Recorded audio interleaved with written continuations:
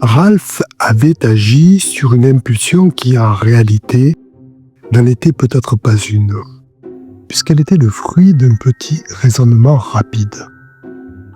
Il lui était venu à l'esprit que s'il ratait cette occasion de parler à Catherine, il lui faudrait affronter une fois seul dans sa chambre un esprit furieux qui exigerait des explications sur sa lâche indécision.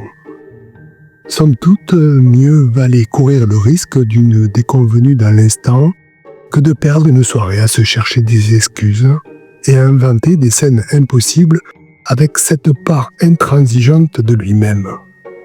Depuis qu'il s'était rendu chez les Hilbery, il était à la merci d'une Catherine chimérique qui le rejoignait quand il était seul, lui répondait comme il le désirait et était toujours près de lui pour couronner ses triomphes variés.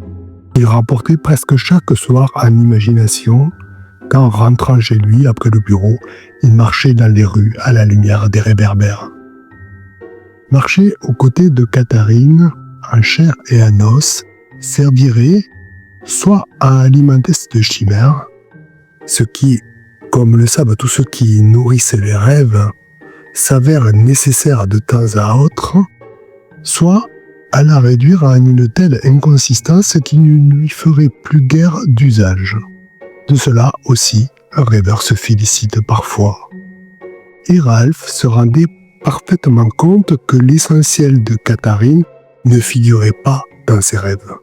Tant et si bien que lorsqu'il la rencontrait, il était stupéfait de constater qu'elle ne correspondait en rien à la vision qu'il en avait.